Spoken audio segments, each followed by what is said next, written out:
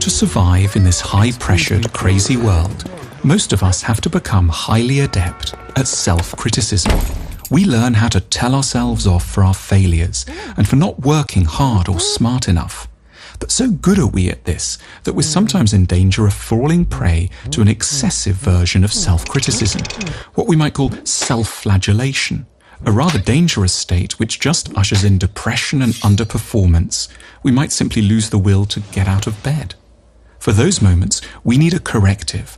We need to carve out time for an emotional state of which many of us are profoundly suspicious: self-compassion. We're suspicious because that sounds horribly close to self-pity, but because depression and self-hatred are serious enemies of a good life, we need to appreciate the role of self-care in a good, ambitious, and fruitful life.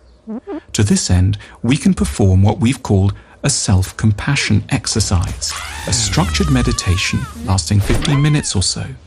Lying in bed, or perhaps a bath, turn over a sequence of thoughts that interrupt and correct the flow of your worst self-accusations.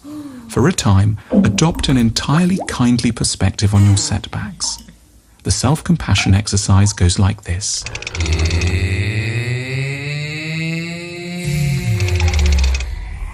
We're so in love with success, we fail to notice the scale of the challenges we routinely set ourselves. There is nothing remotely normal about what we've tried to achieve. We've failed, but given the mountain we were trying to climb, the conclusion doesn't have to be that we're simply fools.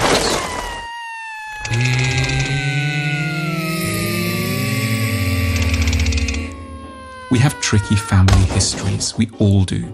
There were things which happened to us at the hands of others which can help to explain some of our current troubles. We're not entirely sane or well, but none of us are.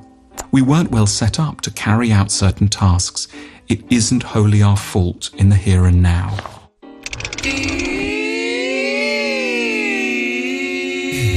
From the media, you'd think everyone was rich and famous and successful. But in reality, undramatic, quiet failure is by a huge margin the statistical norm. We shouldn't tear ourselves apart for not managing to beat what were, in truth, awesome odds.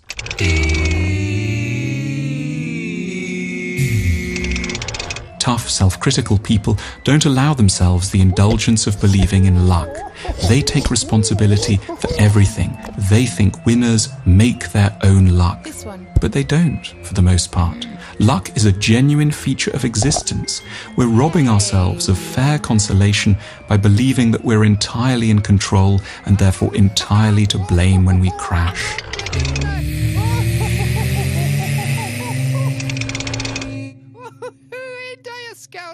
You are not only your achievements. Status and material success are one bit of you, but there are others as well.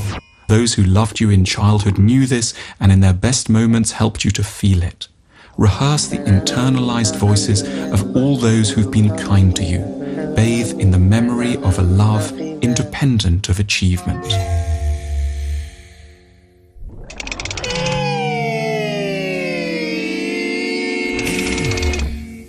It seems it will never end. That's not the truth. It's just how a crisis feels. You need to reduce expectations to zero for a time. Take each new hour as it comes. And, without being banal, what you need most of all is some rest.